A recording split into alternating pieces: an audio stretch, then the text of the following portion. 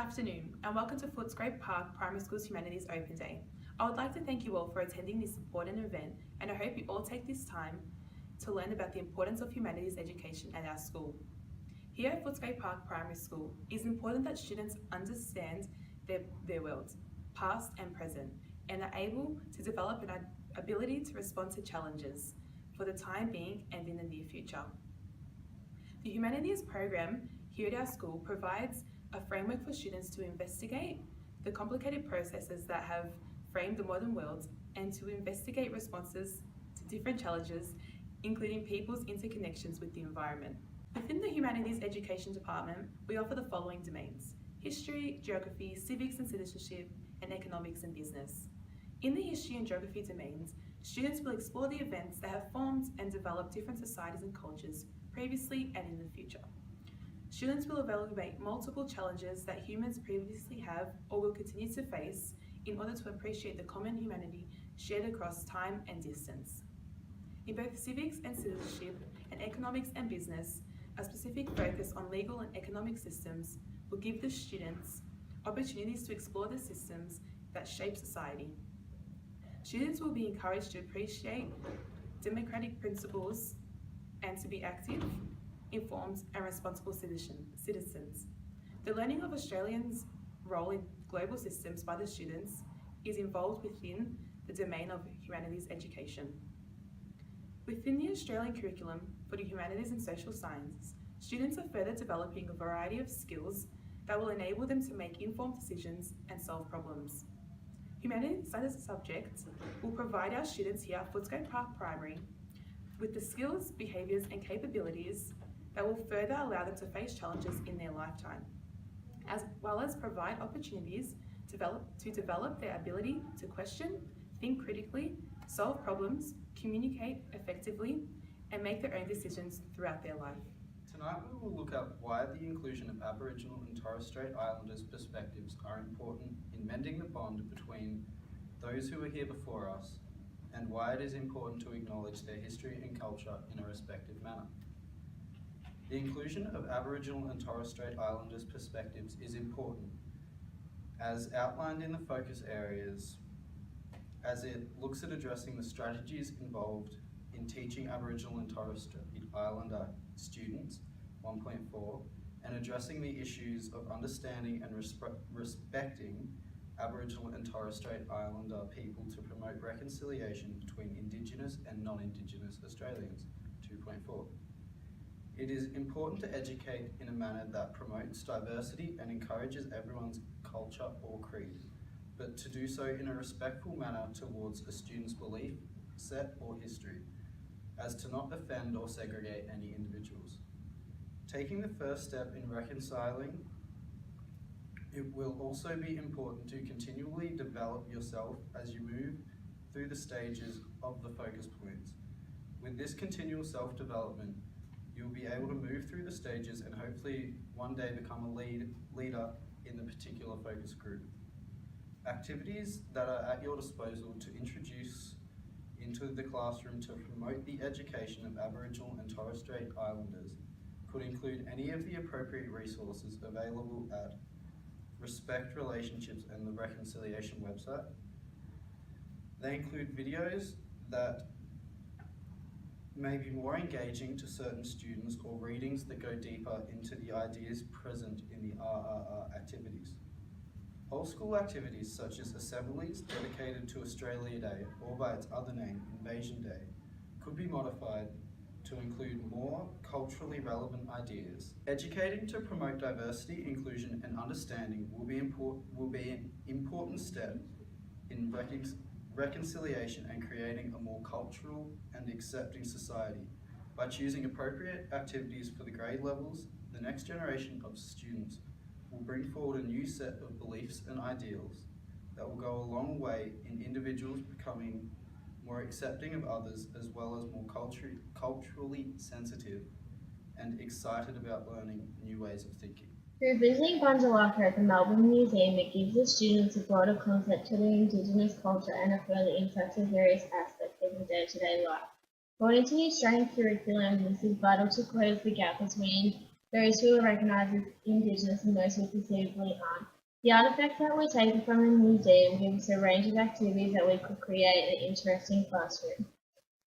The first artifact was for students to point out the areas that make up Melbourne and let them hear what they sound like in a native tongue. The next artifact that we have is whereby the students at the end of the unit will observe their song being played amongst their meaningful songs from the jukebox at Bundjalung. The next artifact is a picture of an Indigenous painting. This will be used in order to showcase to students what sorts of patterns and techniques we use to create painting.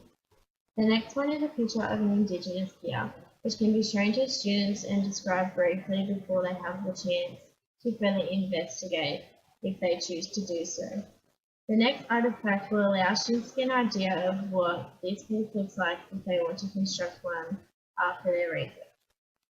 In that case, I'm discussing the canoe. As stated, Focus Area 1.4 is ensuring Aboriginals and Torres Strait Islander people matter, and there are certain things that are listed to be covered as a teacher when teaching this subject. One that stood out is what it means to be culturally appropriate and considering how Indigenous histories have shaped contemporary context and thinking in today's classroom. And moving to 2.4 guidelines, the one that stood out was considering the similarities and differences between the histories and cultural experience of Indigenous people. According to Doreen Rorison 2008, pedagogy is the intersection of content, process, and theories within learning environments. It reveals your beliefs on how students learn. As a teacher, it is important to develop a solid understanding of your own beliefs about what successful teaching and how students learn. Not only does this affect the way you practice teaching, but it also the learning environment you create for the students.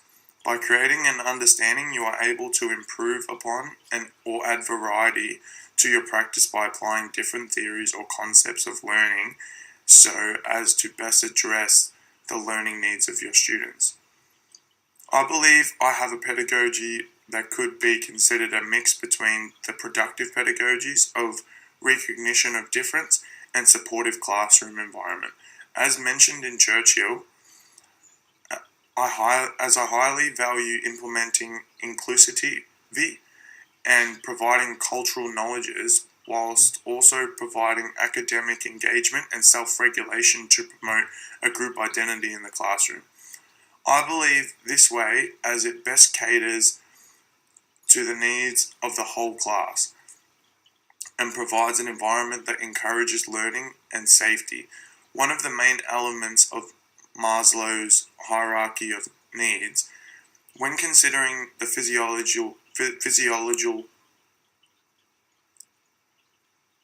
physiological and environmental needs of students to best learn in, I believe that students should be educated on respect, reconciliation, and relationships involved with the other cultures, particularly Aboriginal and Torres Strait Islanders, including the study of important historical and cultural elements of Indigenous cultures throughout Australia, and Victoria in particular, as the first people of this land are an important part of Australia's identity and culture. I believe my inclusively practices could cater to students of multiple backgrounds in creating a work-learning environment where students feel their perspectives, opinions, identity, and individual personalities can be accepted. Education, we assess and celebrate our students' work and learning by traditional forms such as essays, reports, and on events and occasions, and also presentations. But we also assess through non-traditional forms. This can be by students constructing or designing concept maps before, during, or after the unit that they've learnt. The students may also be asked to share their work with the rest of the class.